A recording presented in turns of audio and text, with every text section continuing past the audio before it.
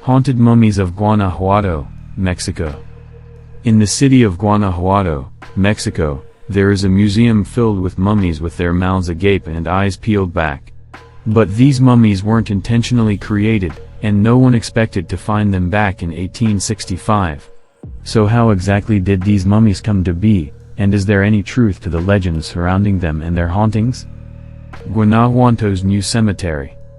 In the early to mid-19th century, Mexico went through several large changes, including Mexico's independence from Spain. After winning their independence, Mexico's government slowly stripped power away from the Catholic Church, which, until then, was completely intertwined with all aspects of governing. Mexico's new government held a similar view to other developing countries, including the United States, and implemented a separation of church and state. This meant several aspects of life that were once overseen by the church were now left up to the towns, cities, and states, including creating and maintaining cemeteries. In 1848, the city of Guanajuato opened the new Panteon Municipal Santa Paula Cemetery. Within the next decade, the cost of upkeep for the cemetery became too much, and the city implemented a burial tax to be paid by the families of those buried. Families had to pay a yearly tax for each of their interred family members. If the tax was not paid 3 years in a row, then the bodies would be removed from the cemetery and placed in a warehouse until the tax was paid. Accidental mummies at Guanajuato. In 1865, caretakers at the cemetery arrived at the above-ground crypt to remove French doctor Rémy Leroy's body for non-payment. But when they opened his coffin, they were shocked to find that his body had been naturally mummified. In the following years, caretakers would discover more mummified remains of those interred in the crypt, but these weren't the typical mummies one would think of. None of these bodies were intended to be mummified, and therefore their appearance can be one of terror. The extremely dry and hot conditions of the area, coupled with the airtight seal some of the crypts had, created the perfect conditions for mummification. As the bodies dried out, the areas with the thinnest skin, such as the eyes and mouths, receded and their jaw muscles relaxed, creating the appearance of screaming mummies in death. Many of the mummies also retained distinctive features, including hair and scars, giving them a more alive appearance. El Museo de las Momias. Most of the bodies taken out of Santa Paula Cemetery were not mummified, but those that were placed underground, lined up against the wall of an ossuary, creating a macabre hallway of marching mummies.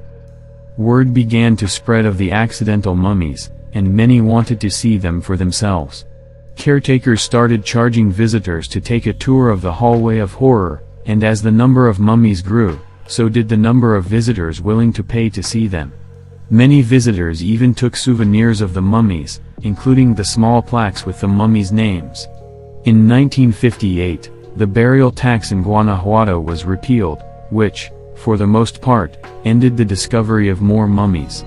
However, the 117 discoveries over the prior 93 years had become a tourist attraction. In 1968, the city of Guanajuato opened the Museo de las Momias, the Mummy Museum, next door to the cemetery. The mummies were now displayed behind glass cases, but unfortunately, many were left without names and could not be identified. Many were given nicknames such as El Ahogado, the Drowned Man, La China, the Chinese Lady, and La Bruja, the Witch. While many of the remains are adults, several children were also found mummified and are on display, including the youngest mummy in the world, an estimated 24-week-old fetus. Today, the museum attracts over 600,000 visitors a year and houses 59 mummies. Another 36 mummies are displayed in a smaller exhibition space near Sangre de Cristo, and the remaining 22 mummies are in storage. It's important to note that while some may find the Mummy Museum exploitative or in poor taste, the Mexican culture is one that celebrates death. To many Mexicans, displaying the mummies is not a disrespectful notion but one that celebrates the life and history of those on display. For those mummies that are on display, the museum has agreed to remove them if their family wishes to not have them displayed, but the requests have been few and far between. Yet because this is seen as a macabre display by some, many misconceptions and legends have appeared over time. Misconceptions about the mummies of Guanajuato. Depending on where you read or hear the information on the mummies of Guanajuato, you may come across several different variations of the history surrounding the mummies. Unfortunately, many who report on the mummies don't verify the stories they pass around and prefer to make exaggerated claims over the actual true history. Cholera mass graves. Several websites, books, and videos I found in my research make the claim that the mummies of Guanajuato all come from mass graves created during Mexico's devastating cholera epidemic of 1833. In reality, the mummies of Guanajuato all come from Santa Paula Cemetery, from the above-ground crypt, and none of the mummies came from being buried underground. In addition, while the cholera epidemic of 1833 possibly contributed to the cemetery opening, the brunt of the damage it caused was 15 years prior to the cemetery. According to a journal article entitled The Asiatic Cholera Epidemic of 1833 in Mexico and the Bulletin of the History of Medicine from 1958, the epidemic had already begun to subside by October 1833. A study of the mummies from 2007 by Texas State University professors and an earlier study by a team of professors from Quinnipiac University who, at the time, were working for National Geographic confirmed that several of the mummies died from other ailments like tuberculosis, bacterial meningitis, heart disease, lung damage from working in the nearby mines, and old age. Still, there are some individuals on display who did die from cholera, which helps the rumor continue to spread, though it is most likely that these people died from the second devastating cholera outbreak in 1850 and were not part of mass graves. Buried alive. Along with the cholera claim, many stories claim that during the outbreak, many of the sick were accidentally buried alive, which led to the look of terror on the faces of the mummies. This is completely false, as the reason for the look is the receding skin during the body's dehydration. But there is one mummy in the museum that is thought to have been buried alive, that of Ignacia Aguilar.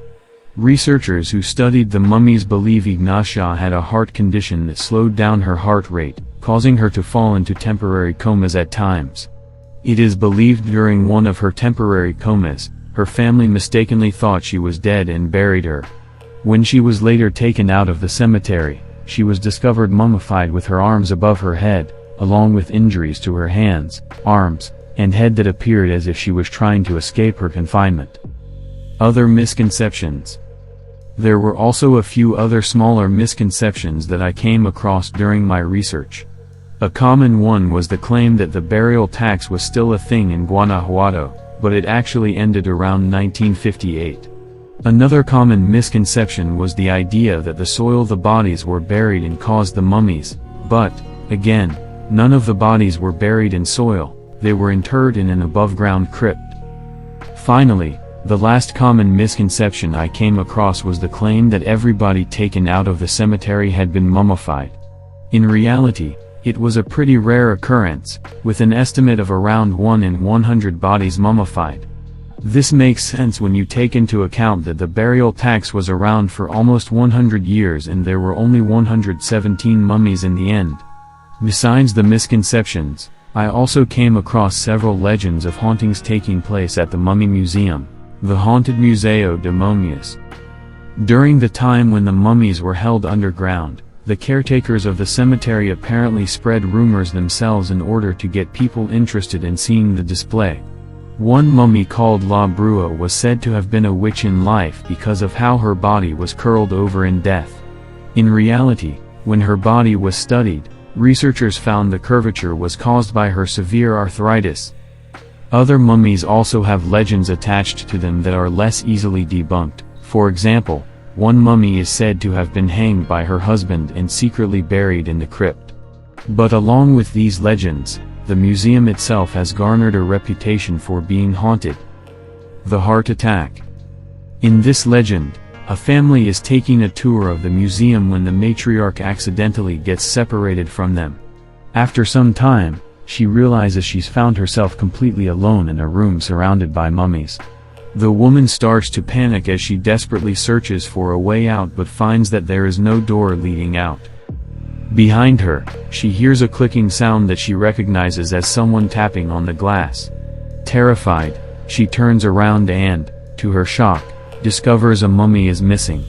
Her breath quickens, and in her fear, she finds she is unable to scream. To her left, she hears something getting closer, something sounding like it's dragging itself toward her. Instead of facing it, she looks to her right and uses the glass from a display to look at the reflection. Behind her, with hollowed-out eyes and a wide gaping mouth, a mummy stands. She watches as the mummy's hand rises and grips her shoulder. Finally, the woman lets out a scream. A few minutes later, her family and a tour guide find the woman lying on the floor, dead from a heart attack.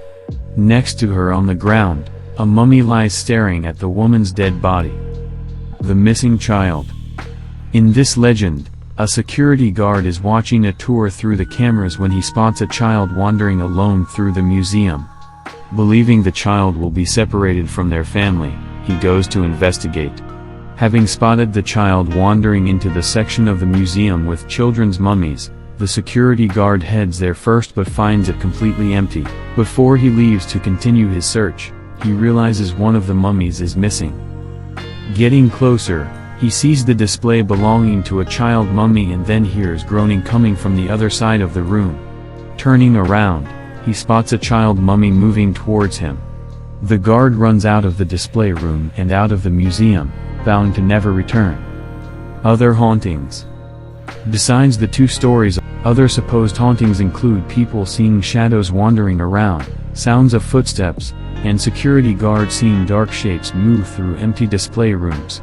Unsurprisingly, I couldn't find any evidence corroborating any of these legends or even any articles confirming a woman died of a heart attack at the museum. In the end, we don't need to make up legends or exaggerate the stories surrounding the creation of the mummies. Their history, the truth of what caused the mummification, and the culture that surrounds the mummies of Guanajuato are just as interesting as any legend could ever be.